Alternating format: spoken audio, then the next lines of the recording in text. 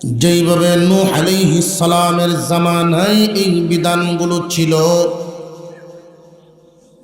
এইভাবেই ইব্রাহিম আলাইহিস সালামের উপরেও আল্লাহ এই বিধান নাজিল করেন।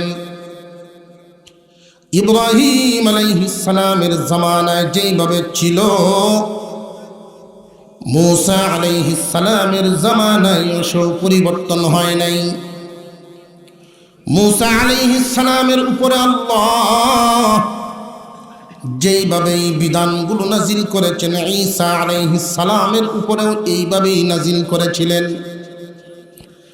ঈসা আলাইহিস সালাম যেইভাবে পেয়েছেন এই বিধানগুলো, আমাদের নবীর উপরেও একইভাবে নাজিল করেন আল্লাহ। অর্থাৎ মানুষ থাকবে যতদিন এই বিধান দরকার ততদিন। মাছ বেঁচে থাকার জন্য যেইভাবে পানির প্রয়োজন, মানব সমাজে শান্তি টিকায় রাখার জন্য এই বিধানগুলো প্রয়োজন। পানি ছাড়া যেইভাবে মাছ বাঁচে না, এই বিধানগুলো ছাড়া সমাজ সুন্দর থাকবে না। একজন মানুষের ইহকাল এবং পরকালের কল্যাণের জন্য এই বিধানগুলো অত্যন্ত জরুর। কেমন জরুর আল্লাহ পাক রব্বুল আলামিন বুঝায়া দিলেন। কুল, আয়াতের শুরুতেই আল্লাহ বলেন কুল, হে নবী আপনি বলুন। তাআলাও, দাঁড়াও, কাছে আসো। গুরুত্বপূর্ণ কোনো কথা বলার জন্য দূর থেকে বলে না কাছে এনে বলে? আর একটু জোরে কর। দুনিয়ার রেওয়াজ অনুযায়ী দেখবেন, গুরুত্বপূর্ণ কোনো কথা যদি হয়, রলা গানিত ভাই সাহ আর একজনে গিয়া কইব, আইলো গিয়াও তো কইতে পারেন না, আইলো তা কে কইতো না। ভাই সাহ গুছিয়ে থই একটু আয়ো দাঁড়ো, বিড়ি দরায়া দুই ভাইয়া বিড়ি খাইব আর গপটা করব। ঠিক না বেটে? আর যদি হালকা হয় দূরাত থেকে জিল্লায়া কইল, তার অসুবিধা নাই।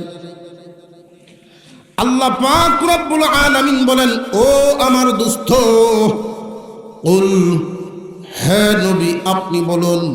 তাআলাও, হে আমার জাতি কাছে আসো। অত্যন্ত গুরুত্বপূর্ণ বিধান আল্লাহ নাজিল করেছেন। দূর থেকে শুনলে চলবে না, কাছে আসো। গুরুত্বপূর্ণ কথা মন দিয়ে শুনবা। কাছে আইনা বর্ণনা শুরু হয়ে গেল। এক নাম্বার বিধান, আল্লাহ তুশরিকু বিহি শাইআ, আল্লাহর সাথে কাউকে শরীক করবা না। আল্লাহর সাথে কাউকে শরীক করা যাবে না। এই কথাটা নূহ আলাইহিস সালাম যেইভাবে তার জাতিকে দাওয়াত দিয়েছেন, ইব্রাহিম আলাইহিস সালাম এইভাবেই দিয়েছেন। মূসা আলাইহিস সালাম যেইভাবে দিয়েছেন, ইউসুফ আলাইহিস সালাম সেইভাবেই দিয়েছেন। দাউদ আলাইহিস সালাম যেইভাবে দিয়েছেন, ঈসা আলাইহিস সালাম সেইভাবে দিয়েছেন। এমন কোন নবী নাই যে শিরিকের বিরুদ্ধে দাওয়াত দেন নাই। শিরিক করা যাবে না। শিরিক এত মারাত্মক একটা গুনাহ, আপনার আমার পয়গম্বর সাল্লাল্লাহু আলাইহি ওয়াসাল্লাম আম্মা জান আয়েশা সিদ্দিকা রাদিয়াল্লাহু আনহার সাথে বসা। স্বামী স্ত্রীর মিল মোহব্বত সবসময় কি সমান থাকে না কমে বাড়ে? আওয়াজটা একটু জোরে দিলে ভালো হয়। বাড়ির যারা আছে আমরার আওয়াজ শুনিয়া তারা এইটা যেন না বুঝে যে মাঠো মানুষ নাই। মাঠ বড়া মানুষ যারা বাড়ি, যদি আওয়াজটা বাড়ি পর্যন্ত যায়, বউ এই কইব তুমি এলো খেতার তলে হুটতে হুটতে বিড়িটা নাও। মাঠ বড়া মানুষ উঠে যাও। আর একটু জোরে কর। আর যদি আমরার আওয়াজ হয় ছুটো হলে মুশকিল। স্বামী স্ত্রীর মিল মহব্বত সব সময় সমান থাকে না। কোনো সময় বাড়ে, কোনো সময় কমে। যে সময় বাড়ে এই সময় কি রসের আলাপ, আর যে সময় কমে বাইতে বের হয়ে দিতে হয়। ঠিক না ঠিক? আগের দিন আলা হইল ওই ফুলাফান সংসার তো সব তোমারই, আমি আর কয়দিন আছি, বাড়ি ঘর সব বউরে দেখতেছে। আর ভোরের দিন যদি খালি একটু মনের উল্টা যায়, আমার ওই জায়গা না, তুই কই যাবে যা। হুজুর সাল্লাল্লাহু আলাইহি ওয়াসাল্লাম আল্লাহর নবী স্বামী স্ত্রীর মিল মহব্বত আমরার মতো জিন্দিগি না, অনেক উন্নত জিন্দিগি, এরপরেও কম বেশি তো হয়। এই দিন রসুল খুব খুশি। আম্মা জান আয়েশা সিদ্দিকা রাদিয়াল্লাহু তাআলা আনহা নবীজির কাছে বসা আছেন, জিজ্ঞাসা করেন, আয়েশা আজকে তোমার মনে কি কিছু চায়নি? যদি চায় বলতে পারো, তুমি যা চাইবা আমি তাই দিব। আর জোরে কর, আয়েশা তুমি যা চাইবা আমি তাই দিব, আজকে কি চাইবা আমার কাছে চাও। এই মাহফিল থেকে বাড়িতে গিয়া যদি মহেশপুরের কেউ বিবিরে জিগায়, বুড়ো হয়ে গেছি গিয়া, ইয়ার পরেও যদি জিগায় যা চাইবা তাই দেম, মনে মনে কইব ও আছে মনে হয় ধরছে। বড্ডা কেত চাইব, নইলে বাজারের গড্ডা চাইব থাকবো। ঠিক না বেঠে? কিন্তু আল্লাহর পয়গম্বরের বিবি আবু বকর সিদ্দিক রাদিয়াল্লাহু তাআলা আনহুর মেয়ে, সেরা গালির মেয়ে না, আবু বকরের মেয়ে, বিশ্বনবীর বিবি চিন্তায় পড়ে গেলেন, কি চাইতে পারি। অগনবীজি একটু সময় দিন, আমি ভেবে চিনতে চাই। আমি চিন্তায় পড়ে গেছি কোনটা ছায়া কি ঠগে যাই কিনা। উনি বাবার কাছে চলে গেলেন, বাবা গো, আল্লাহর পয়গম্বর বলেছেন যা চাইব তিনি তাই দিবেন, আপনি আমাকে শিখায় দেন কি চাইতে পারি। আবু বকর সিদ্দিক রাদিয়াল্লাহু তাআলা আনহু শোয়া অবস্থায় ছিলেন, এই কথা শুনে উঠেই বসে গেলেন। এই সাপ, তোমার স্বামী তো এমন স্বামী, পৃথিবীর শ্রেষ্ঠ স্বামী, কইবেন আর দিবেন না এমন না, যা বলছেন তাই করবেন। আমরা তো সব সময় শুধু ভামের উপরে রাখি, দাওয়া মারি আইলে মিল বাড়ে, দাওয়া মারি আইলে মিল দিন দেবরা কাম হরানির লেখি, যেই দেখে যে একটু কাম কমে আইছে শরীর বিষ বেদনার কথা কয়। রাবাজার এইবার কাপড় যাইছে রে, টাঙ্গাইলে যে শাড়ি আইছে নতুন, আমিও মনে মনে ভাবছি তোর একটা দেয়া, জুস বাড়ায় জুস বাড়ায়। তোমার স্বামী তো এমন এক স্বামী, যা বলবেন তাই করবেন। আমাকে উনি কথা দিয়েছেন যা চাইব উনি তাই দিবেন, পরামর্শের জন্য এলাম, আমারে তুমি শিখায় দাও আব্বা। তোমার আমি শিখায় দিব, একটা কথা মনে রাখবা, আল্লাহর পয়গম্বরের কাছ থেকে যা পাইবা সবার আগে আমারে দিবা। তুমি যা পাইবা সবার আগে আমারে দিবা, এই কথা আগে আমার সাথে দেও রে মা। আম্মা জান আয়েশা সিদ্দিকা রাদিয়াল্লাহু আনহা বলেন, কথা দিলাম আমি যা পাবো সবার আগে আমি আমার বাবারই দিব। যুবক ভাইরা যারা এখন আসতেছে, আমরা এই দিক দিয়ে জায়গা খালি, আমরা এই দিক দিয়ে সিটটি আগে ফিল আপ করি, আমরা রাস্তাটা ক্লিয়ার রাখি যাতে অন্যরা ঢুকতে পারে। কারণ মাহফিলের থেকে বাজার বেশি জমছে দেখছি আসবার। হ্যাঁ, মাহফিলের থেকে ভ্যান্ডেল বড় হেন্দিয়া দোয়ান্ডি। আমরা এই সামনাটা খালি রাখি যাতে অন্যরা ঢুকতে পারে ভিতরে। ওইদিকে জায়গা আছে, ওই দিক দিয়ে অনেক জায়গা। এরপরে এইখান থেকে বনও দেখছি বলি উঠে গরমের তাড়াতাড়ি।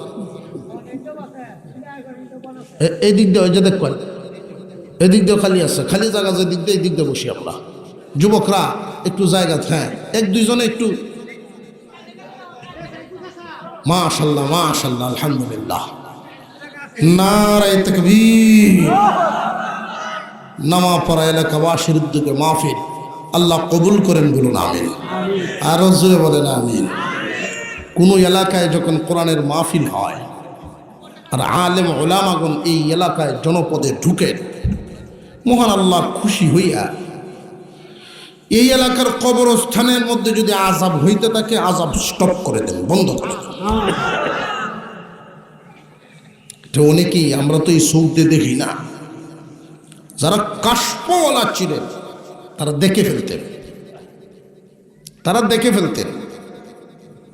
কোনো এলাকায় কোনো জনপদে আলেম ওলামাগণ ঢুকেন, আল্লাহ তাআলা এলাকার গুরুস্থানের আযাব বন্ধ করে দেন এবং রহমতের বৃষ্টি নামায়া দেন। আর সেই রহমত লাউয়ের উপরে ফললেও এই লাউ বরকতপূর্ণ, যে খাইব সেই লাভবান। কি লাভবান? মুড়ো হয়ে বোঝে না, তার রূহ তাজা হবে। আর রূহ যখন তাজা হয়, ইবাদতের আগ্রহ হয়। আর রূহ যখন দুর্বল হয়, দেখবেন সুদকুর টাইম নেও মসজিদে নেওয়া যায়, রূহ দুর্বল হয়। সুদকুর কোনোদিন আল্লাহওয়ালা হতে পারে না। ভয় আছে মরণের আগ পর্যন্ত এই হালতে থাকলে ঈমান নিয়ে মরতে পারে কিনা। আমি আশ্চর্য হয়েছি কিতাব মোতালা করতে গিয়ে, কাফেরদের জন্য যেই সাজা, সুদকুরের জন্য সেই সাজা বর্ণনা করেছেন আল্লাহ। হিসাব মিলে না। কাফের তো বেঈমান, সুদকুর তো ইমানদার। সাজা একজাত কেন? যেই সুদের যেই সাজাটা, সুদটা আল্লাহর কাছে এত ঘৃণিত। 72টা স্তর সুদের, সর্বনিম্ন স্তর আপন মায়ের সাথে জিনা করার চেয়ে জঘন্য। এটা সর্বনিচেরটা। সর্বোচ্চ স্তর আল্লাহ এবং রসুলের বিরুদ্ধে যুদ্ধে নামা। কথা বুঝে আসতেছে? সুদ হারাম, সুদ নিকৃষ্ট, আল্লাহর ঘৃণিত, এটা জানার পরেও যদি এখানে সে টিকে থাকে, তওবা না করে, মৃত্যুর আগ পর্যন্ত এভাবেই পাগলের মতো সুদ খাইতেই তাকে, যাইতেই তাকে, এই হালতে মৃত্যুর সময় ঈমান নিয়ে মরতে পারবে না। আর যে ঈমান হারা হয়ে মরল, সে আর কাফেরের মধ্যে বেশ কম কি? কথা বুঝে আসতেছে? মুসলমানের ঘরে জন্ম নিয়েও ঈমান নিয়ে যেতে পারল না, দুনিয়ার পাগল হওয়ার কারণে। এই পরে আমার বুঝে আসলো সে তো ঈমান হারা হয়ে মরবে, তাহলে কাফেরের সাজা তার সাজা তো সমান বরাবর। ফি নারি জাহান্নাম খালিদিনা ফিহা, এটা কাফেরদের জন্য বলা হয় জায়গায় জায়গায়। তো সুদখোরের ক্ষেত্রে 3 নম্বর পারার 6 নং পৃষ্ঠায় যে আয়াত, আমি আশ্চর্য হয়ে গেছিলাম। অনুরোধ করব আমার মুসলমান ভাইদেরকে, যারা ঢুকে গেছেন এই লাইনে, স্টপ, থেমে যান, আর সামনে বাড়বেন। আল্লাহ না খাওয়ায় রাখবেন না, না ফিন্দায় রাখবেন না। হয়তো বিল্ডিং এর স্বপ্ন দেখছিলাম, টিনের গড়তে কেমন পাব, অসুবিধা নাই, কাফের তুই তা না। যদি এই মুহূর্তে স্টপ হয়ে যান মনে মনে যে আর খাবো না, আর যদি সত্যিই না খান, এতদিন যে খাইলেন এটা আল্লাহর জিম্মায় থাকবে। আপনার তওবাটা যেমন হবে, বিচারটাও এমন হবে। যদি কান দিয়ে আল্লাহরে খুশি করতে পারেন, ভুল করেছিলাম, আল্লাহ মাফ করে দিবেন।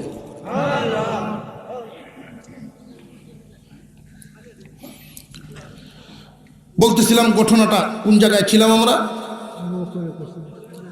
মনে আছে তো? আম্মা জান আয়েশা সিদ্দিক রাদিয়াল্লাহু আনহা বলেন, বাবা, আমি পয়গম্বরের কাছ থেকে যা পাবো সবার আগে আমি আমার বাবারই দিব।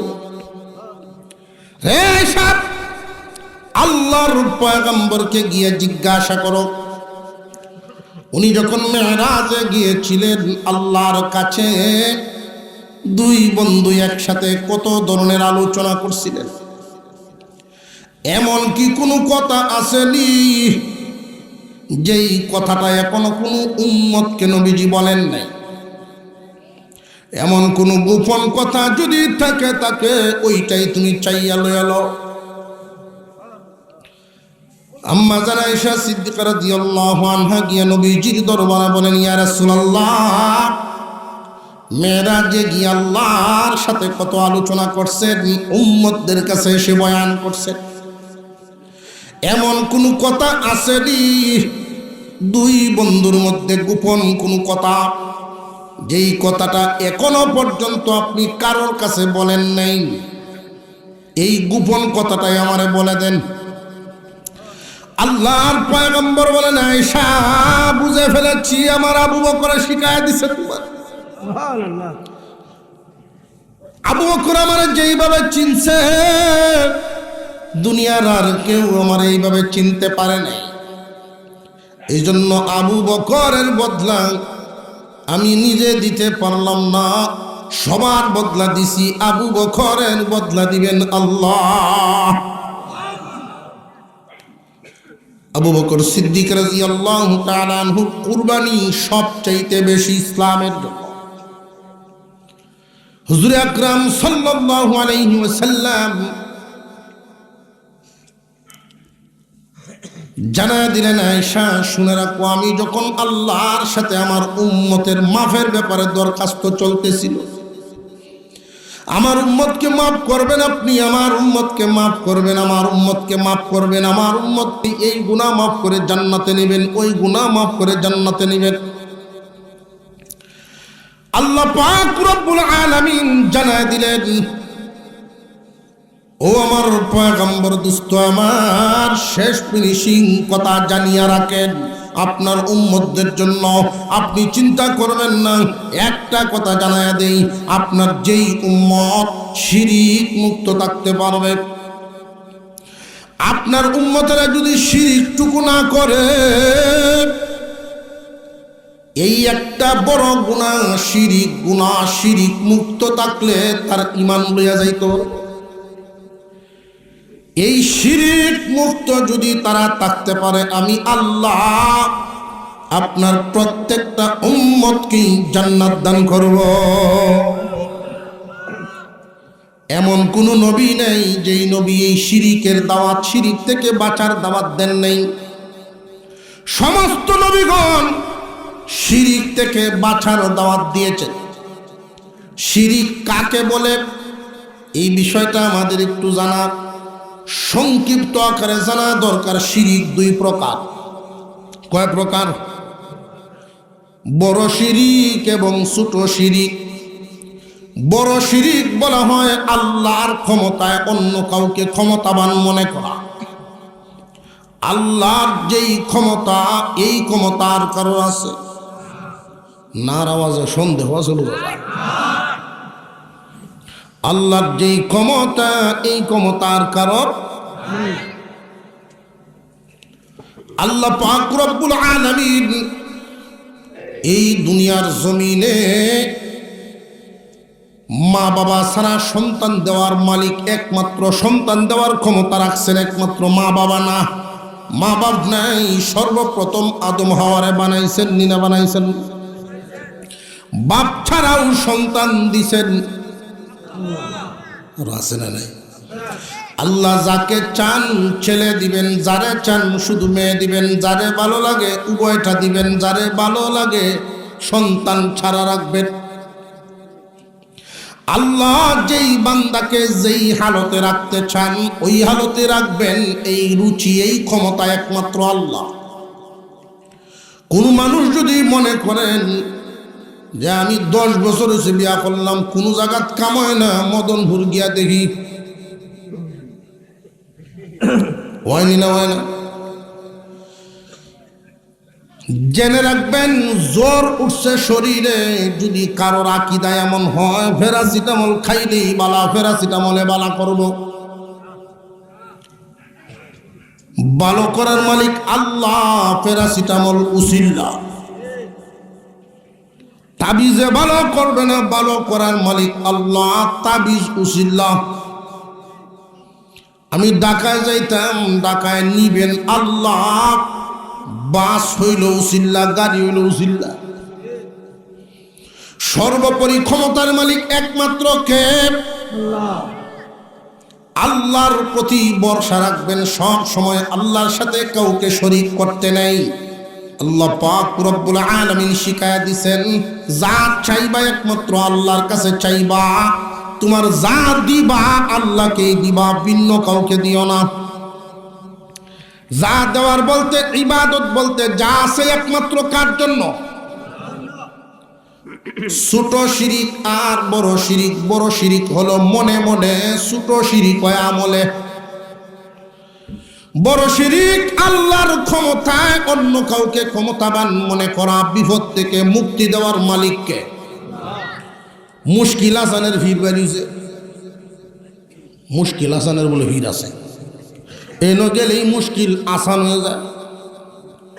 অসম্ভব জেনে রাখবেন, মুশকিল থেকে বাঁচানোর মালিক একমাত্র।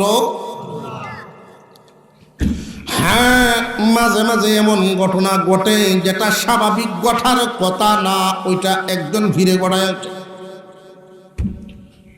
কিরকম ঘটাইল? কথার কথা একজন বৈশা রয়েছেন, বৃষ্টি নামার কথা,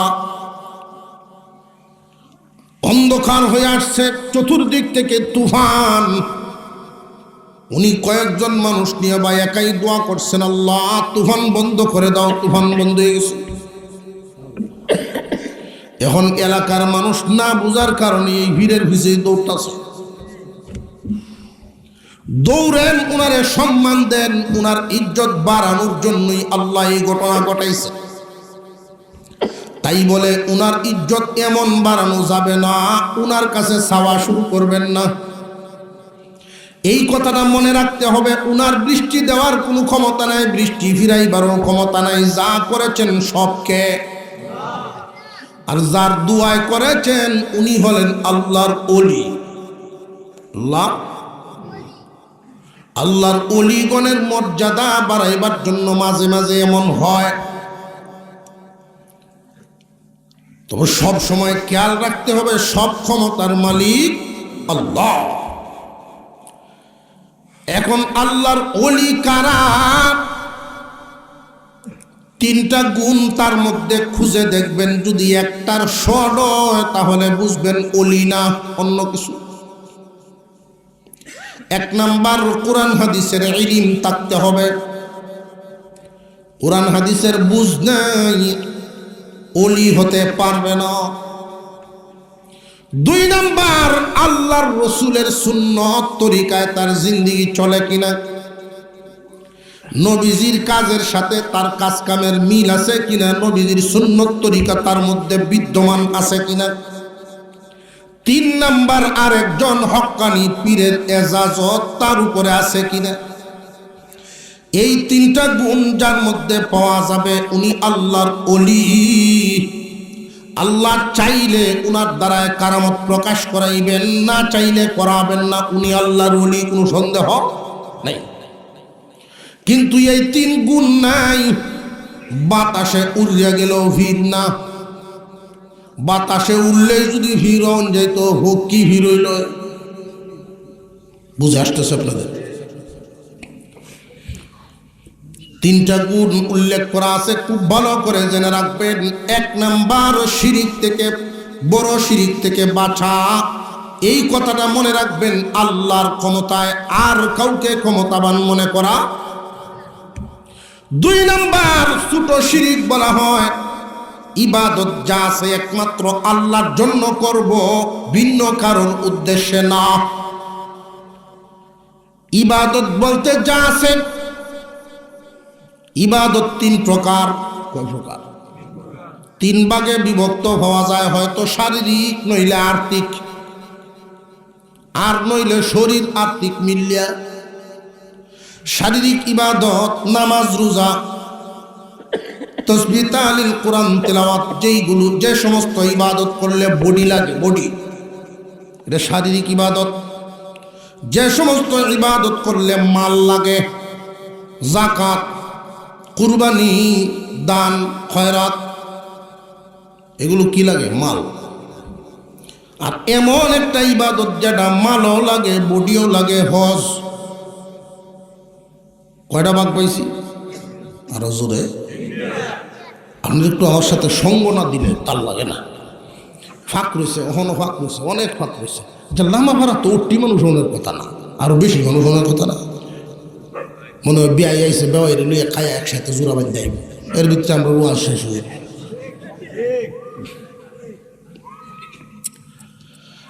আল্লাহ পাক কবুল করেন, বলুন আমিন। বেশ কয়েক বছর যাবত যোগাযোগ করে মৌলানা বেলাল হোসেন সাহেব, আপনাদের কৃতি সন্তান, দেশের বিভিন্ন জায়গায় বয়ান ট্রেন করেন উনি। আলহামদুলিল্লাহ, আল্লাহ কবুল করুক। মাঠে যেন আল্লাহ তাআলা তাদের দিয়ে খেদমত করান, আমরা বলি আমিন। কোনো এলাকায় যোগ্য সন্তান জন্ম নেওয়া, যোগ্য সন্তান তৈরি হওয়া, এটাকে এলাকাবাসীর জন্য একটি নিয়ামত, পুরা এলাকার জন্য নিয়ামত। আর এই নিয়ামতের কদর করলে আল্লাহ নিয়ামত বাড়ায় দেন। এটা খালি আম খাওয়া না, কারোর খায় আলহামদুলিল্লাহ, এটা না, সব নিয়ামত।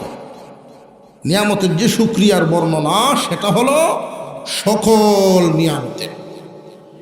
একজন হাফেজ হয়েছে মহল্লা, এটা নিয়ামত। শুকরিয়া যদি করেন, মন খুশি হয়।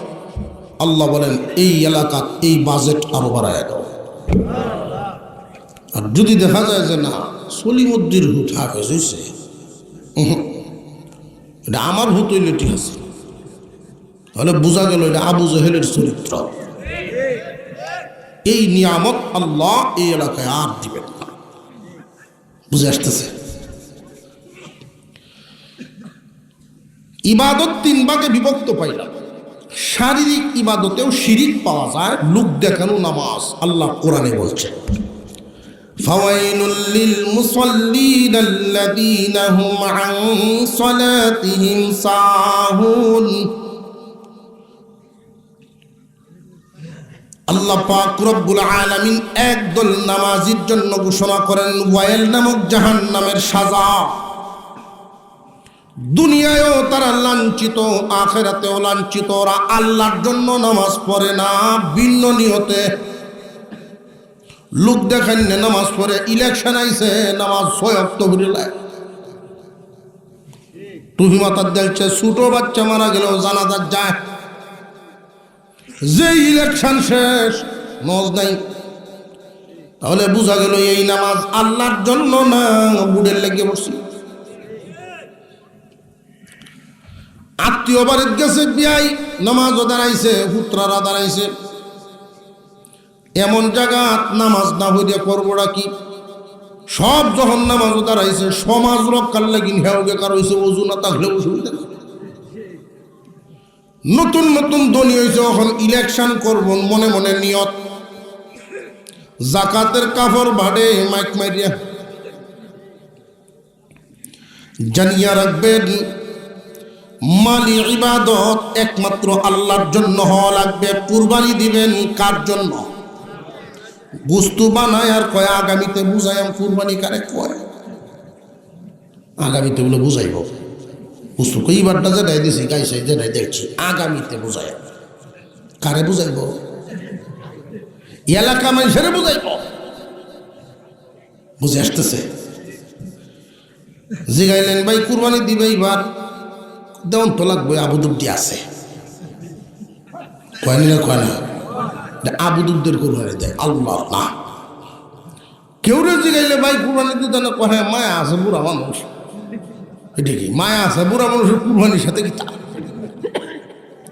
আগামীতে তাই কিনা? এই কথাটি আছে না নাই? সাবধান, এই জাতের কথা যেন না হয়। কুরবানি হবে একমাত্র, আর এটা মালের সাথে সম্পর্ক। কুরবানি ওয়াজিব হয়েছে কি না, এটা মালের সাথে সম্পর্ক। আল্লাহকে খুশি করার জন্য আল্লাহ রাস্তায় মাল দিয়ে কুরবানি দিবা। যদি ইখলাস নিয়ত ঠিক থাকে, আর একটা ছাগলও কুরবানি হয়, এটা আল্লাহর কাছে কবুল হয়ে যায়। আর ইখলাসও যদি গন্ডগোল হয়, নিয়তে গন্ডগোল, ওই গাবতলি যে বড় বড় যে এই বোল্ডার গরু, নাম দেয় বাদশাহ, বুলেট, টাইগার, গরুর নাম দেয় রাজা। আছে না? 15 লাখ 20 লাখ দেন না দিলেও কাম হতো না। কুরবানি একমাত্র কার জন্য? শারীরিক ইবাদত, মালি ইবাদত। শরীর মাল মিললে যেটা হজ, সেইটা তো দেখা যায় গন্ডগোল করে। হাজি সাহেব ডাকলে খুব খুশি হয়ে চাকা হয়, হাজি সাহেব না ডাকলে বোঝা যায় মনে মনে বেজার। সালাম দিয়ে জিজ্ঞাসা, ভাই সাহেব কেমন আসুন? বাজারও বহুদিনে দেখলাম। কহে বউ, আমি যে হজ করছি তুমি মনে হয় শুনছ না। বোঝা গেল ভিতরে একটু বেজাল। শিরিক মুক্ত বডি এবং হৃদয় সমস্ত নবীগণের দাওয়াত আপনাদেরকে সামনে নিয়ে আমি শুনায় দিলাম। এই দাওয়াতটুকু নবীগণ দিতেন, আলেমগণ দেন, আজকে আমিও দিয়ে দিলাম। শিরিক মুক্ত রাখবেন। আল্লাহ নিষেধ করেছেন আল্লাহর সাথে কাউকে শরীক করবা না।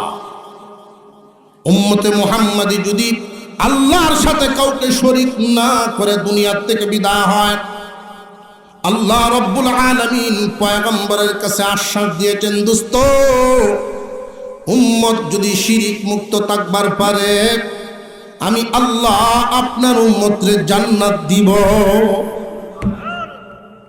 সুবহানাল্লাহর আওয়াজটা বান্নি মেলাটাতে যেত না, একটু জোরে সোরে শুনছে।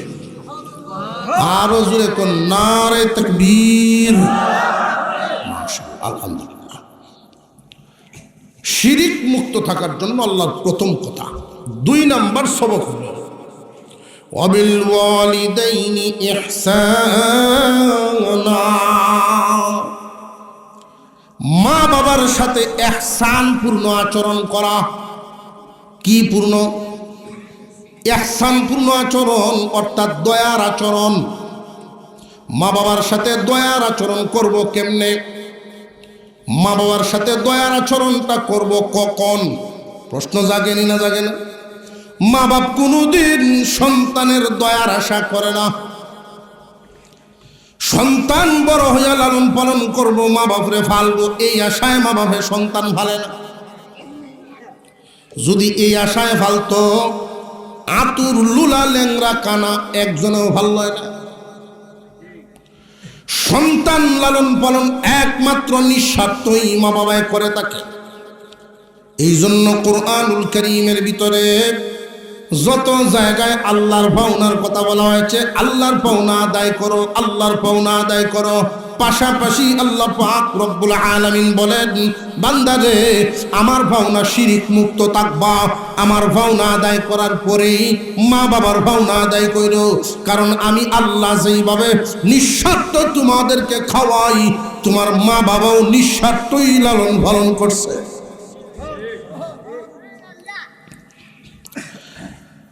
মা বাবার সাথে ইহসানপূর্ণ আচরণ করব কখন? যুবকরা কান পেতে শোনো, এই কথাগুলো তোমাদের জিন্দেগি পরিবর্তন করে দিতে পারে যদি মানো। আল্লাহ পাক রব্বুল আলামিন মা বাবার বাধ্য সন্তান যারা হয়, মা বাবার বাধ্য সন্তানকে আল্লাহ 4টা পুরস্কার দিবেন। কয়টা? 1 নাম্বার নিয়ামত। মা বাবার জন্য আল্লাহ পাক রব্বুল আলামিন মা বাবার সন্তুষ্টির সাথে আল্লাহর সন্তুষ্টি নবীর ঘোষণা। আল্লাহ পাক মা বাবার বাধ্য সন্তানকে 1 নাম্বার পুরস্কার দেন, কামাই রুজিতে বরকত। আরো জোরে কর। যেটার লাগিন দেশ পাগল, যেটার জন্য দুনিয়া পাগল, কামাই রুজিতে বরকত। মা বাবার বাধ্য সন্তান জীবনে কোনোদিন অভাবের মুখ দেখবে না, পেরেশানিতে পড়বে না, দুনিয়াতে চলতে তার কোনো কষ্ট হবে না। রুজি রোজগার তার কম হইব না বেশি হইব এটা দেখার ব্যাপার না, মহান আল্লাহ তারে সুন্দরে চালাইয়া নিবে। মা বাবার বাধ্য সন্তান 1 নাম্বার নিয়ামত পাবো, পেরেশান মুক্ত জীবন, কামাই রুজিতে বরকত। 2 নাম্বার নিয়ামত, নিজের সন্তানগুলো মানুষের মতো মানুষ। 3 নাম্বার নিয়ামত, সুস্থ একটা হায়াত। মরণ পর্যন্ত আল্লাহ তারে চলায়া ফিরায় নিব। অসুখ বানায় বিছানাত ফলায় মানুষের কাছে তিতা বানাবে না। সুস্থ হায়াত দিবেন মা বাবার দোয়া যদি সাথে থাকে। 4 নাম্বার নিয়ামত, জান্নাতের 2টা দরজা খোলা থাকবে, যেটা দিয়া ইচ্ছা ওইটা দিয়ে জান্নাতে ঢুকবে। মা বাবার দোয়া পাইছে যারা, দুনিয়া আখিরাতে কামিয়াব তারা। আর যদি মা বাবার চোখের পানি জড়ায় জড়ায় কান্দায়া দুনিয়ার থেকে বিদায় করো, জানিয়া রাখবারে মুসলমান, কপাল ভালো হবে না। 1 নাম্বার যেই কথিটা তোমার হবে, লাখ লাখ টাকা কামাইতে পারবা, পেরেশানি দূর হইতো না। লক্ষ লক্ষ টাকা ইনকাম করতে পারো, পেরেশানি দূর হবে না। মোটা অঙ্কের হাদিয়া লইয়া যত বড় দরবারে যাও, দোয়ানার জন্য কাম হবে না। কারণ ঘরের সিন্ধুকে তালা লাগায়া দুনিয়া ঘুরলে লাভ নাই।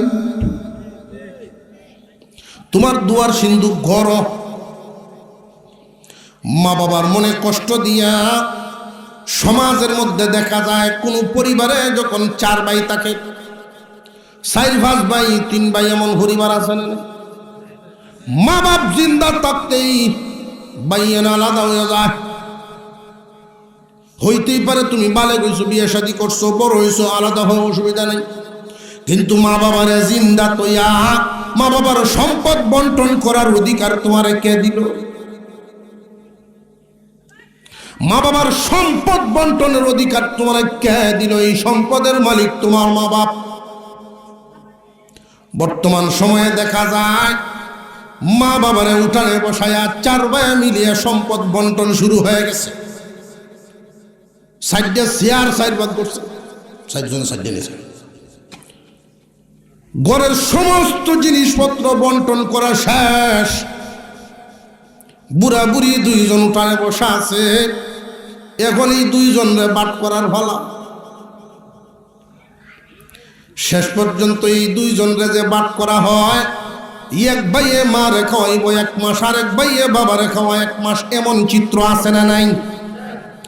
যারা সমাজ চালান অনুরোধ করে যাই, এইগুলো যেন না হয়। এমন করতে দিবেন না, এমন করতে দিবেন না, খুব সাবধান। কবুতরের জোড়া মা এবং বাবা। তোমার মা বাবা জীবনে কল্পনাও করেন নাই, এক বিছানায় তোমাদের সব ভাই বোনদেরকে লালন পালন করছে। তোমরা বড় হইয়া এই জোড়া ভেঙ্গে দিবা, তারা ভাবেন নাই। তোমার আম্মা বসে থাকতো, খানা খাওয়ার সময় হয়ে গেছে, পেটেও ক্ষুধা আছে, এরপরেও খায় না। কেন জানো নি? তোমার আব্বা বাজারও গেছে, বাজার থেকে আইলে একসাথে খাইব, হাওড় থেকে আইলে একসাথে খাবে বলে অপেক্ষায় বসে থাকতো। আর আজকে তোমরা বড় হইয়া শেষ জীবনে 2 জনরে আলাদা করে দিলা। 2 জন 2 জায়গায় যে খায়, মন এক জায়গায় ভরে থাকে, খায় তারা শুধু বডি লয়ে 2 জায়গা। প্রতিবাদ করার ক্ষমতা নেই, নিরুপায় হয়ে গেছে তোমার বউয়ের সাপ, তোমার সাপ।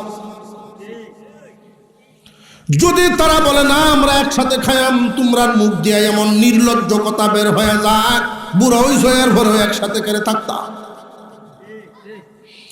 জানিয়া রাখবেন মুসলমান, তোমার যৌবনে যৌন চাহিদার যেই পরিমাণ প্রয়োজন, বুড়া হয়ে গেলে এর চেয়ে বেশি বার্ধক্যের প্রয়োজন।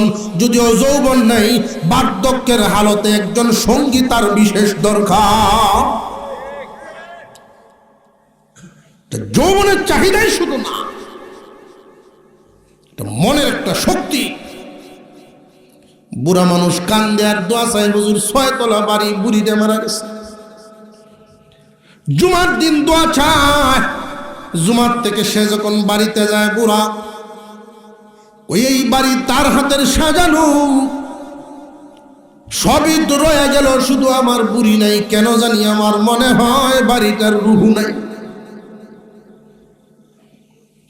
এই 2 জন মানুষকে তোমরা আলাদা করে দাও, মনের কষ্ট মনে লইয়াই কবরে যায়। তোমার আব্বা খায় 1 ভাইয়ের ঘরে, আম্মা খায় আর 1 ভাইয়ের ঘরে।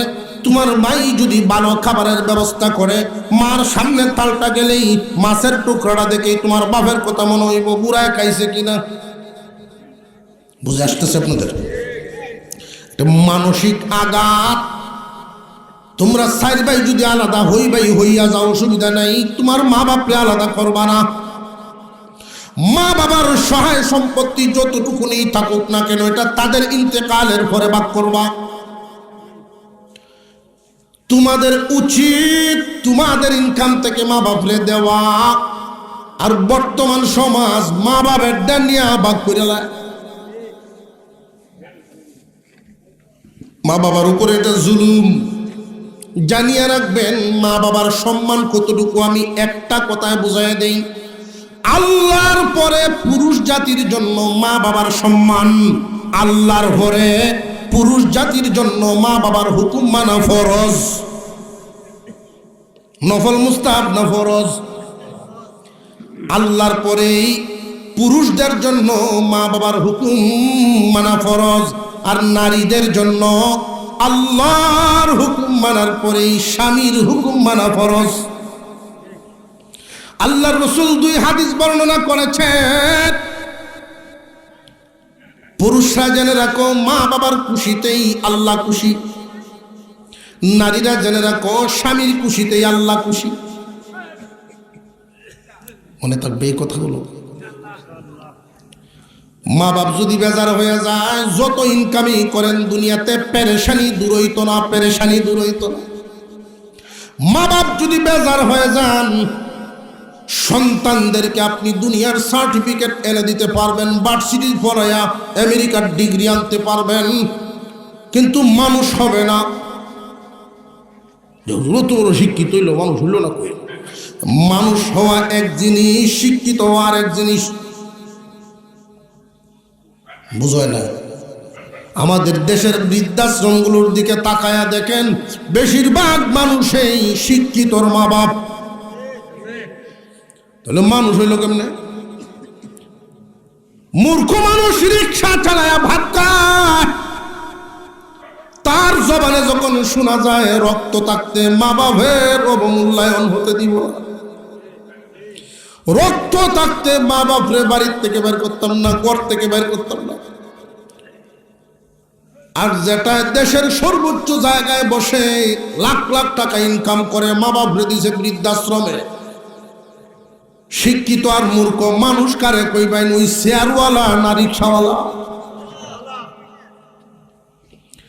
আপনার মা বাপ যদি অসন্তুষ্ট থাকে, সন্তান মানুষ হবে না। মা বাপ যদি অসন্তুষ্ট হয়, গোয়ার ফার্মেসি হবে। ওষুধ লাগিয়েই থাকবো, ওষুধ লাগিয়ে থাকবো, বিপদ আপদাইতেই থাকবো, নিজের নইলে বউয়ের নইলে ভোলা মানে। আল্লাহ যদি অসন্তুষ্ট হন, জান্নাত তোমার দিব ডাকে। মা বাবার খুশিতে আল্লাহ খুশি, মা বাবার খুশিতে জান্নাতের দরজা খুলে। মা বাপ যদি অসন্তুষ্ট হয়ে বিদায় হয়, সন্তুষ্ট করার জায়গা পাবে না। যাদের মা বাবা দুনিয়ার থেকে বিদায় হয়ে যান, কবরের কাছে গিয়া ডাকলে আর শেষ, আর তো সুযোগ নেই। দুনিয়াতে যার মা বাপ জিন্দা আছে, আল্লাহর দেয়া বড় নিয়ামত আছে। সময় থাকতে কদর করো, হারাইলে আর পাইবা না। সময় থাকতে কদর করো, হারাইলে আর তুমি পাইবা না। মা বাপ তোমার মূর্খ হোক, তুমি তোমার মা বাবা, তোমার আব্বা আম্মা দুনিয়ার সবচেয়ে বড় পীর। এই দরগা থেকে যদি দোয়া নিতে পারো, তাদের মনের গভীর থেকে যদি দোয়া নিতে পারো, এই দোয়া যে আল্লাহর দরবারে কবুল হয়, এমন তীরের মতো মাঝখানে কোনো পর্দা নাই।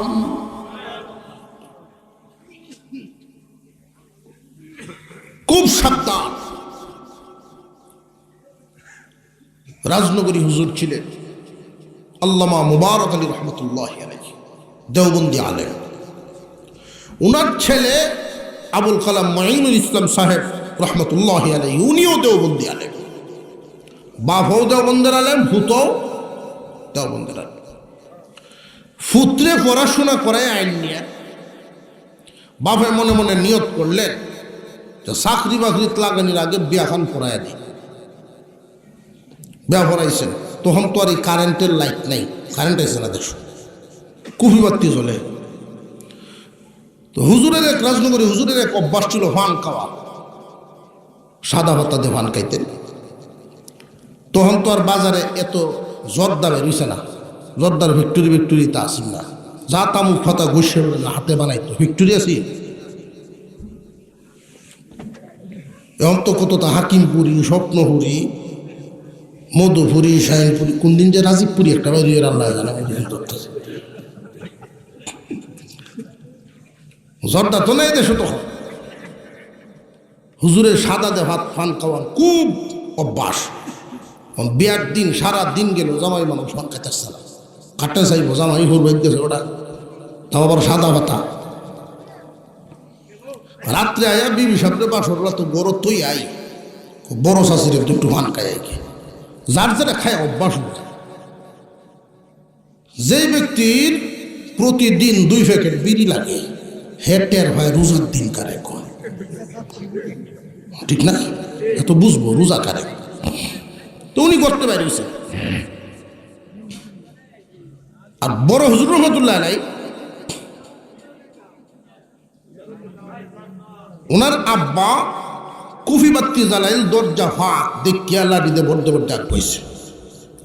বৌমারা এসে জিগাইছেন, কি গো বৌমা, মৌলানা সাহেব কই?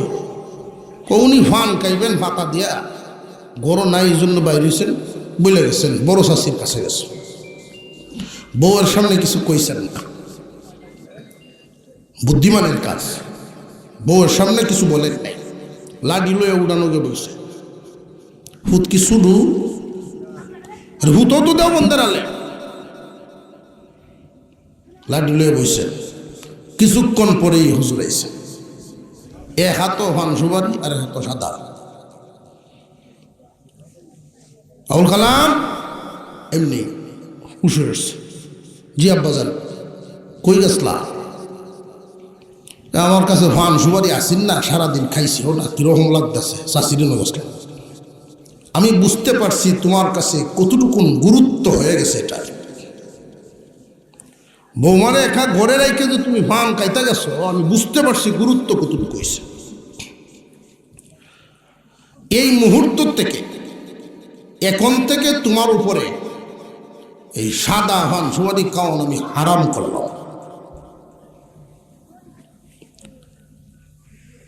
কোরআন হাদিসে নিষেধ নাই, কোরআনেও নিষেধ নাই, হাদিসেও নিষেধ নাই। নিষেধটা করছেন কে? বাবা। ওনার হাতে যেইভাবে ছিল উনি হাতটি উল্টাইছেন, এইভাবে ছিল সোজা এইভাবে ছেড়ে দিচ্ছে, কারণ হারাম করছেন কে? কোরআনের আয়াত নাই, নবীজির হাদিস নাই, কিন্তু এর পরেই যার বিধান মানা ফরজ উনি দিচ্ছেন বিধানটা, ওনার হুকুম মানা ফরজ। বিভিন্ন অনুষ্ঠান হইতো, বাড়িতে আলেম ওলামারা আইতো, ফানতাল সামনে সবাই খাইতেছে, তো দাদাজি দূর থেকে খেয়াল করতেন আবুল কালাম কি লয় কিনা, না উনি লইতেন না, বাপে হারাম করছে। আমি যতদিন জিন্দা আছি তোমার উপরে হারাম। তা দাদাজি জিন্দা থাকা অবস্থায় জীবনে কোনোদিন উনি আর পান করেন নাই। দাদাজি মরার পরে উনি থাকতে না, হারাম। তো বুঝে আসতেছে?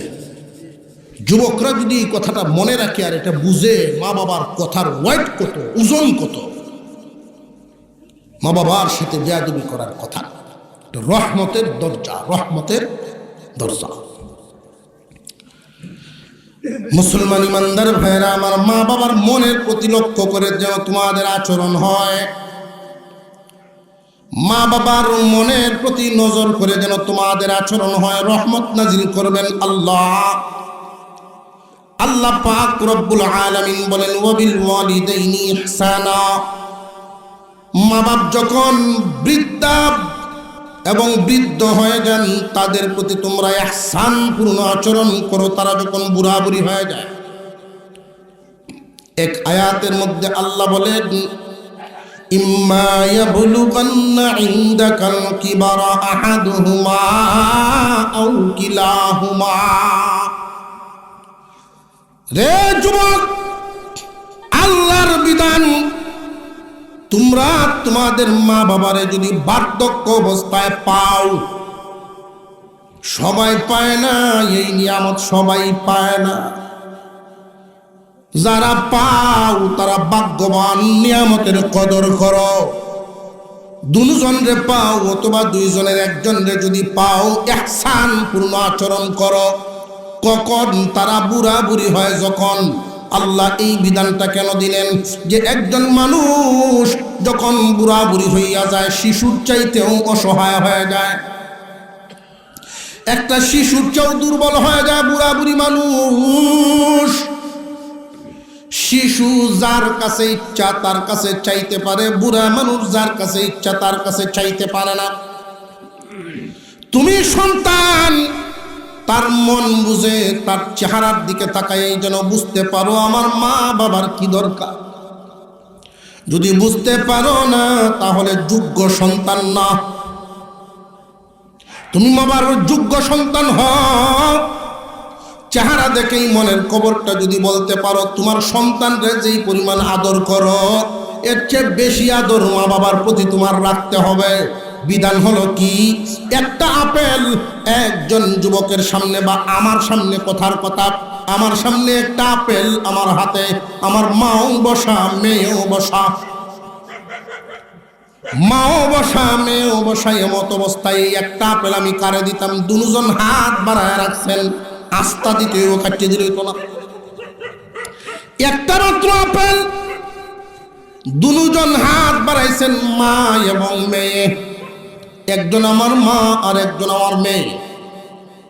ইসলামের বিধান হলো তোমার মার হাতে তুমি দিবা। সুবহানাল্লাহ বলতেন না? অথচ সন্তানাদির প্রতি আমরা যেই পরিমাণ দয়া মায়া দেখাই, এর 10 ভাগের 1 ভাগও মা বাবার প্রতি দেখাই না। তোমার মা বাবারে বেশি কিছু লাগে না খুশি করার জন্য। মা বাবার সামনে কোনো এক সময় মা তাটালিয়া বইয়া কই, আম্মা মাথাটা একটু আতায় দাও, দেখবা তোমার মার চোখ হানি আসছে। বাপের সামনে গিয়া ছোট শিশুর মতো বইয়া দেখো, বাপ কান্দে দিব, কারণ তোমার জন্য বাবার কলিজায় মায়া দয়ায় ভরা। যুবকরা বুঝে না, এই কারণে উল্টা ব্যবস্থা করে, উল্টা চলে। ট্রাক ভরে ফল নিয়ে শ্বশুর বাড়ি যাইবেন, কি পরিমাণ ধন্যবাদ আর কি পরিমাণ কি ভাইবেন, বেশি তো বেশি শাশুড়ির কবিরা আমার পাগল জামাই দিয়া, এর বেশি ইস্তার হতো। কিন্তু মার জন্য এক হালি কলা এনে দেখো তোমার মা কত রকম খুশি হয়। শিশুর চাইতে অসহায় হয়ে যান বুড়া বুড়ি মানুষ। যুবক কান পেতে শুনেন, মা বাবা যখন বার্ধক্যে পৌঁছে যান তাদের প্রতি সুন্দর আচরণ করবেন, সুন্দর আচরণ, তাদের মন বুঝে ব্যবহার করবেন। আপনার তৌফিক অনুযায়ী প্রতি মাসে একটা বাজেট তাদের জন্য রাখবেন, 200 হোক 500 হোক। সংসারের কোনো খাতের জন্য না, উনার হাত খরচ হিসাবে আলাদা বাবা দিবেন। মা বাবার হাতে 200-500 আলাদাভাবে হাত খরচ দিবেন। আপনার আব্বা বুড়া মানুষ, এই খরচটা যদি তার হাতে দিতে পারেন, বাজারে গেলে তার মন বড় থাকবো, মনটা ভালো থাকবো। মসজিদের দান বাক্স সামনে এলে 5 টাকা 10 টাকা দেওয়ার মতো মনে সাহস থাকবো। রিটায়ার্ডে আইলে মানুষ যেইভাবে একটা আশায় থাকেন, মাসটা গেলে এই টাকা পাইমো, মাসটা গেলে এই টাকা পাইমো। তুমি যোগ্য সন্তান রাখছেন তোমার বাবা, তোমার আব্বার মনেও যেন এটা তাকে আমার হুতে প্রতি মাসে আমার ভাষ্য দেয়। আর নইলে অনেক মুরব্বী মানুষ দেখা গেছে ডাক দেয়, এক কাপ চা খাই যায় না, কারণ আজকে যদি আরেকজনের দেখাই আরেকদিন তো খাওয়ানি লাগবো, বুড়ার পয়সা নেই দিব করত। খুব সাবধান, এই বিষয়গুলো খেয়াল রাখবেন। মা বাবার হাত খালি রাখবেন না, 100-200 হইল তারার হাতে হাত খরচ দিবেন। খোঁজ খবর নিবেন না, কোন লাইনে খরচ করছে এই খোঁজটা নিবেন না। মা বাবার প্রতি ইহসান পূর্ণ আচরণ করেন। সবচেয়ে গুরুত্বপূর্ণ বিষয়, ইহসানপূর্ণ আচরণের সবচেয়ে গুরুত্বপূর্ণ বিষয় যুবক, আল্লাহ পাক রব্বুল আলামিন বলেন, ফালা তাকুল লাহুমা উফফিন ওয়া লা তানহারহুমা ওয়া কুল লাহুমা কওলান কারীমা। সাবধান সাবধান, তোমার মা বাপ বার্ধক্যে পৌঁছে গেলে তাদের সাথে বিরক্তির আওয়াজে কর্কশ ভাষায় কথা বলবা না, দমকের সুরে কোন সময় কথা বলবা না। মা বাপ যেন তোমার সাথে কথা বলতে ভয় না ভাই, বিষয়টা খেয়াল রাখবা। এমন পর্যায়ে তুমি পৌঁছ না, যুবক তার মেজাজ তার আচরণ এমন পর্যায়ে নিয়ে গেছে, মা ডরায় ঘুমতো ডাক দেয় না। আছে না নাই? কোন জায়গা গিয়ে হচ্ছে তার আচরণ, বাপে কিছু কয় না, ডরায়া কিসের ডর? মার বোঝে না, ইজ্জতের ডর। বাপের সাথে এমন এক উত্তর দিব, এমন এক আওয়াজ দিব, বাপের নিজের সম্মানের ক্ষতি হয়। এই জন্য বাপে কিছু কয় না। এমন পর্যায়ে যায় না যুবক, ধ্বংস হইয়া যাইবা।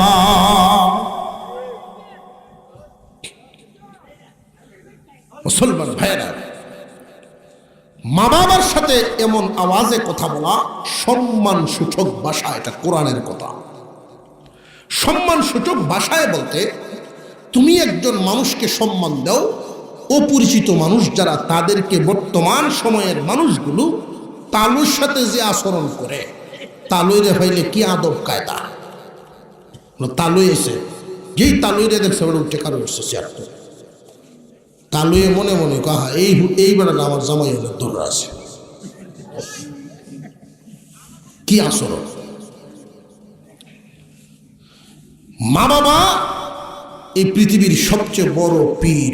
আরেকবার বলছি আমি কথাটা, সবচেয়ে সম্মানী মানুষ তোমার মা বাপ। মা বাপকে সর্বোচ্চ সম্মান দিয়া, সর্বোচ্চ আদব দিয়ে মা বাবার সাথে আচরণ করা। বিছনার থেকে বাপ নামতাছে, জুতারি বাহুরে দাও, এটা আশা করছে না তোমার বাপে। যখন দেখবো জুতা বাহুরতাছ, এটা আশা করছেন না, কিন্তু করছো যখন তুমি, কলজার থেকে দোয়াইব। মা বাপ ঘুমাইতে গেছে, সরিষার তেলের বোতল নিয়ে মাথাত লাগাও, পাও টিপে দাও, ঢিলে দাও, আশা করছিস না, তুমি করছো, কলজার থেকে দোয়াইব। রাত তুললে না, এমনি। আর এই খেদমতটা যদি তোমার সন্তানের দেখে, মা বাপরে যদি ধমক দেও আর তোমার সন্তানের দেখে, তাহলে তুমি অপেক্ষা করো, সেই দিন বেশি দূরে না, লাডিও দেখতে পারো। ঠিক না বেটে? একবার দোকানদারি করে সারাদিন কুচকবর লয় না, বাপ তাকে বুড়া বাপ বাড়ি। তো বৌমা এমন এক বৌমা পাইছে, ফেতনাবাজ নারী,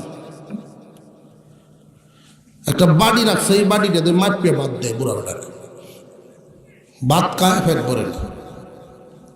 তো বাপের চিন্তা ভাবনা হইল, এই কথা যদি বাহিরের কেউ শুনে আমার ভূতের সম্মান নষ্ট হইল। বাইরের কেউ টেন কয় না, আর বউয়ের সাথে তো কথা কওয়ারই সুযোগ নাই, তার যেই পাওয়া।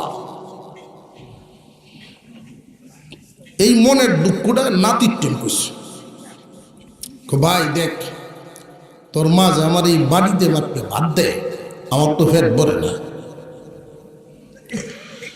কয়দিন আর সহ্য করণ যায়। নাতিরে 8-9-এ পড়ে, নাতি কয় আমিও তো আমার ডরায় কিছু কইতাম না, তবে তোমার একটা বুদ্ধি দিই, বাড়িটা ভাঙ্গেল, বাড়িটা ভাঙ্গেললেই দেখবা খেলা শেষ। কেউ হয় নাই, তোর মাঝে করা মানুষ, আওলা তুমি লাগাও ঘরে বাবু গুনে। বেটা কি করছে, টেবিল তো হলায় বাড়ি ভাঙ্গিয়েছে।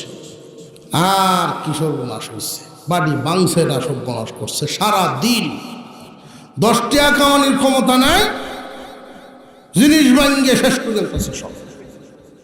তার কথায় বোঝা যেতে কয়েক সুকেশ বাংছে, বড় বেটা সারাদিন এটা লইয়ে কেটের কেটের কেটের কেটের করছে FM রেডিওর মতো সুইচ দিয়ে ছাড়লে যাবো বাস দিতে গেলি।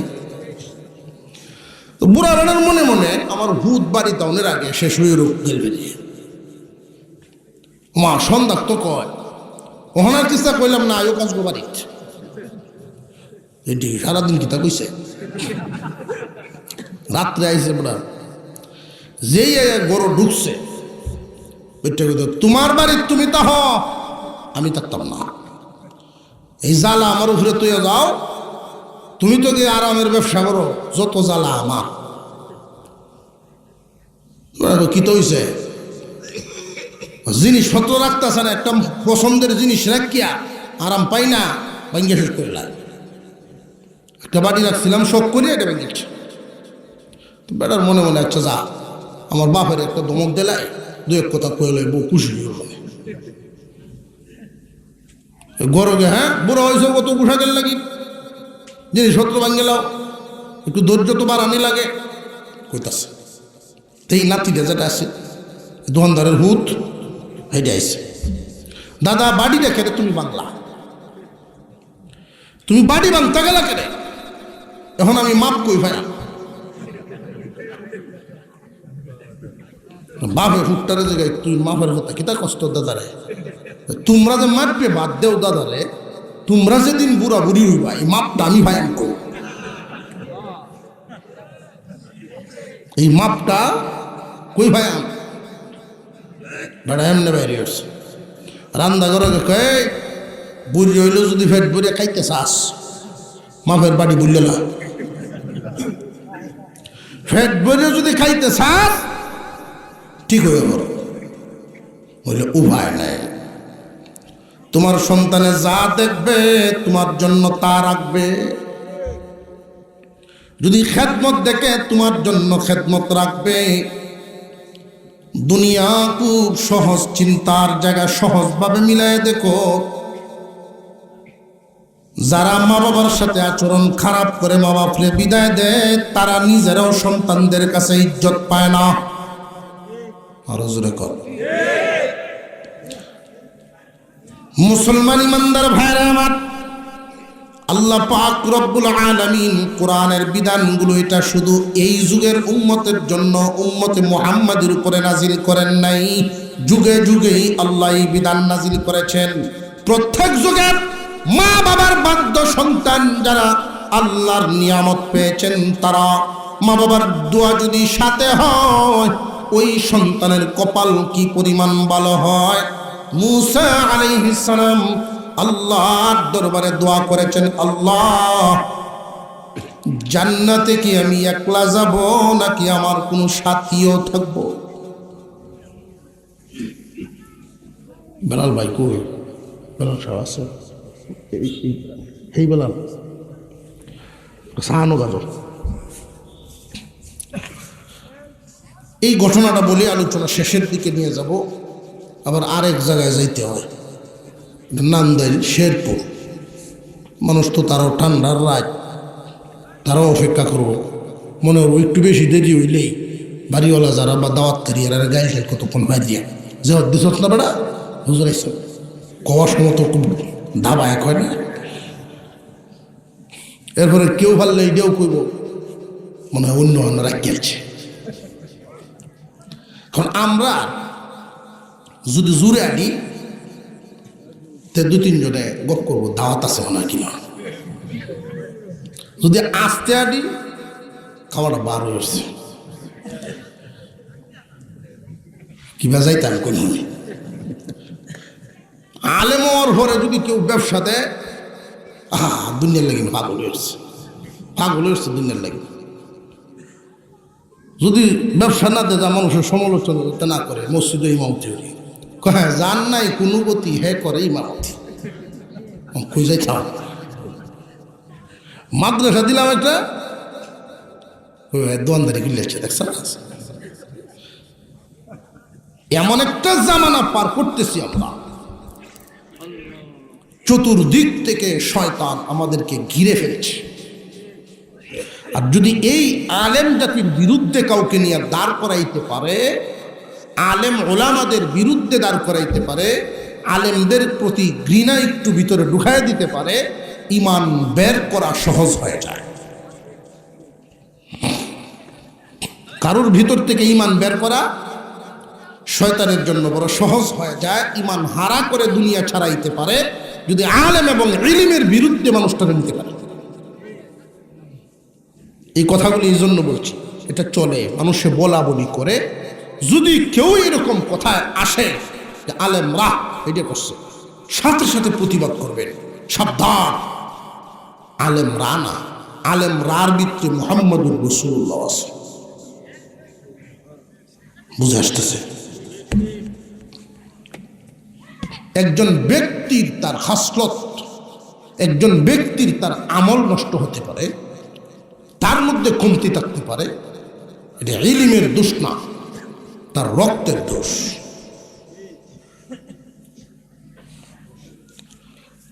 আল্লাহ পাক আমাদেরকে কবুল করেন, বলুন আমিন। মুসা আলাইহিস সালাম জিজ্ঞাসা করছেন, আল্লাহ জান্নাতে একা যাব না কোন সাথী থাকবে? আল্লাহ বলেন, তোমার সাথে তোমার একজন বন্ধু জান্নাতের সাথী হবে, এক বন্ধু হবে। জান্নাতের এই সাথী বর্তমান জামানায় কিসে আছে না আমার বিদায়ের পরে আসবে? যে না, বর্তমানে বিদ্যমান, জিন্দাই আছে দুনিয়াতে। তো মুসা আলাইহিস সালাম যেহেতু আল্লাহর সাথে কথা বলতে পারতেন, আল্লাহ নাম ঠিকানাটা খুঁজে দেও, নাম ঠিকানাটা জানায় দেও, আমি তার একটু দেখতাম। আর ওনার মনে মনে কোন আমলের বিনিময়ে আমার সাথে জান্নাতে যাই ওইটা একটু দেখতাম।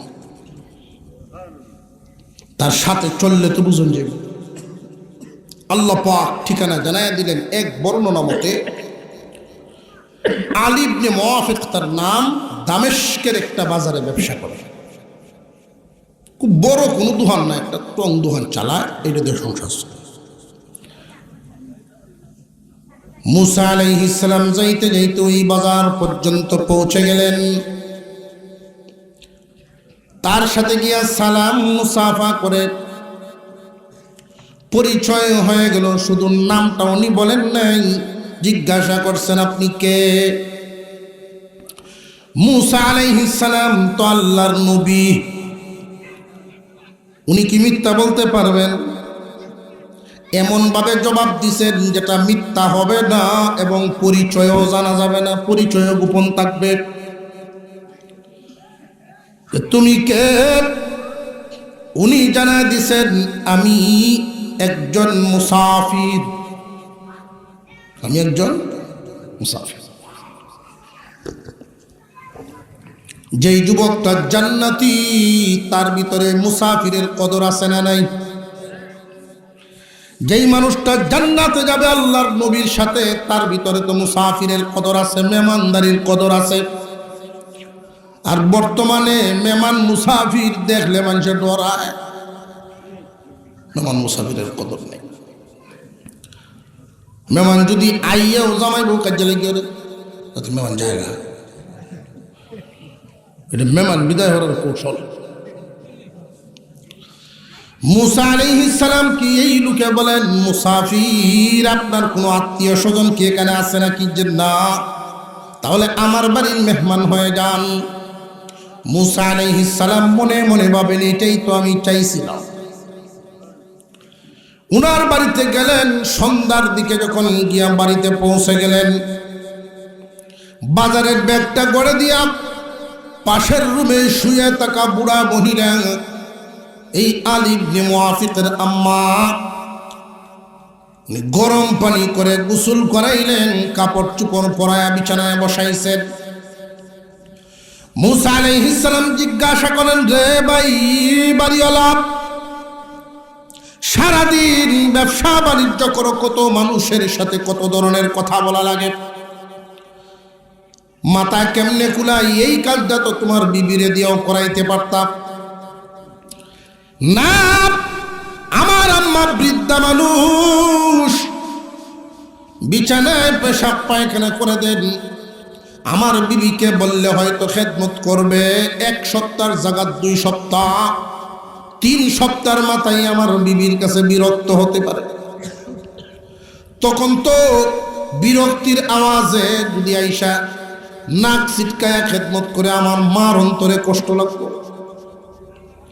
এই জন্য মার খেদমত আমি এইভাবেই করি, একদিন নয়, 2 দিন নয়। আমার আম্মা এইভাবে অসুস্থ 40 বছর যাবত। মুসা আলাইহিস সালাম খুব আশ্চর্য হলেন, এই 40 বছর যাবত বুঝি এইভাবেই খেদমত করেন বলে হয়। এতক্ষণে রান্না বান্না হয়ে গেছে, খাবারের প্লেটটা এনে নিজের হাতে ছোট বাচ্চার মতো করে মুখে উঠায় খাবার খাওয়ায় দিছে। খানা খাওয়া শেষ। মুসা আলাইহিস সালাম যে মেহমান আইছেন এই মহিলায় জানছে, শুনছে। রে আলিম, মুসাফিরকে নিয়ে একসাথে তোমার জন্য একটু দোয়া করতাম, আমার কিবলামুখী করায় দাও।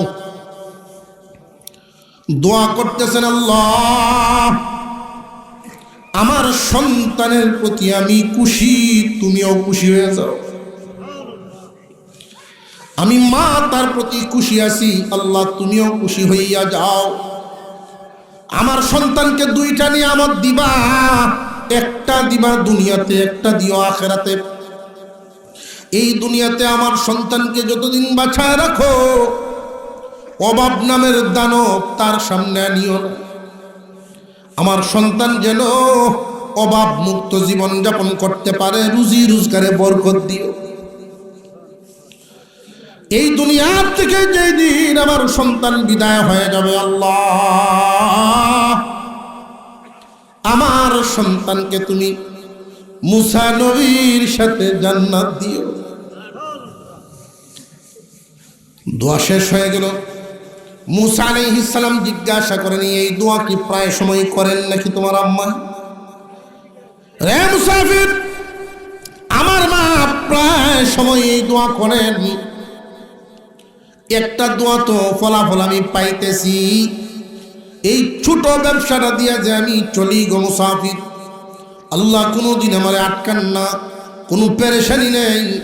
এই এলাকার যত বড় বড় ধনী মানুষরাই থাকুক না কেন, সবাই জানে আমার চাইতে সুখী মানুষ কেউ নাই। আমি সুখী মানুষ, আল্লাহ আমারে সুখে রাখছেন। আল্লাহ রাব্বুল আলামিন আমার মার এই দোয়া কবুল করেছেন। মার দোয়ার বদৌলতে আল্লাহ পেরেশান মুক্ত জীবন দিছেন আমারে। জানি না দ্বিতীয় দোয়াটা কবুল হয়েছে কিনা। মুসা আলাইহিস সালাম 2টা হাত বাড়ায় বলেন, আসো আমার বুকে আসো, তোমার মার দ্বিতীয় দোয়াও কবুল হয়ে গেছে। আল্লাহ কিয়ামতের দিন তোমারে মুসা নবীর সাথে যেন জান্নাত দেন। হে আলিম, আমি পয়গম্বর মুসা, আল্লাহ আমাকে জানিয়েছেন তুমি কিয়ামতের দিন আমার সাথে জান্নাতের সাথী হইবা। মা বাবার দোয়া হোক মূর্খ মা, কিছু জানেন না তো দোয়া করা জানে। মা বাবার মন খুশি, আল্লাহ খুশি। যুবক, আল্লাহ তাআলা তোমাকে কামিয়াব করবে। সিলেটের একটা ছেলে এই আলোচনা শুনছিল এক জায়গায় মা বাবার গুরুত্ব সম্পর্কে। ডেন্টাল ডাক্তার, দাঁতের ডাক্তার। সে আইসা আমার সাথে সাক্ষাৎ করে কয়, হুজুর আপনার এক বয়ানের একটা ফলাফল আমি ভোগ করতেছি। কীরকম? আমার যে সময় একটু বেশি বেড়া ফেরা লাগাতে হবে, এই সময় সরিষার তেলের বোতল লইয়া মা বাপের টেঙ্গোকে ডোলা আরম্ভ করি। মা বাবার খেদমত বাড়াইয়া দিই, খেদমত শুরু করে দিই, আর দোয়া চাইতে থাকি আল্লাহ কেমনে পেরেশান মুক্ত করে দেয়। মা বাপ খুশি, আল্লাহ খুশি। অনেক সময় অনেক যুবকরা বিবির কারণে মা বাবার সাথে ভালো সম্পর্ক রাখতে পারে না, বেশি বাদ পড়ে যায়। এটা সময় থাকতে যদি না টাইট না দেও, শুধু ডিল দিতে দিতে তোমার এই লোক কিষান যদি বুঝা হইব এই আশায় তুমি শাসন ছেড়ে দাও, তাহলে সব নষ্ট হইব। মাঝে মাঝে শাসন করতা, মাঝে মাঝে শাসন করতা। শাসনের মানে এই না বড় রসের গুড়ি লন, এক দুইবার বুঝাই লিখতে হয় বিবির হক আছে, তার মানে এই না তোমার মা বাবার চেয়েও তার কদর বেশি না। তোমার হুকুম মানা তার উপরে ফরজ। তুমি যদি বলো আমার মা বাবার খেদমত করুন লাগবো, এটাই মেনে নেওয়ার কথা। এটা মনের ব্যাপার। শয়তানের ধোঁকাটা এই জায়গাতেই দেয় যেখানে রহমত বরকত বেশি, শয়তানের ধোঁকাও ওখানে বেশি। আল্লাহ তাআলা যেন আমাদেরকে মেনে চলার তৌফিক দান করেন, বলুন আমিন।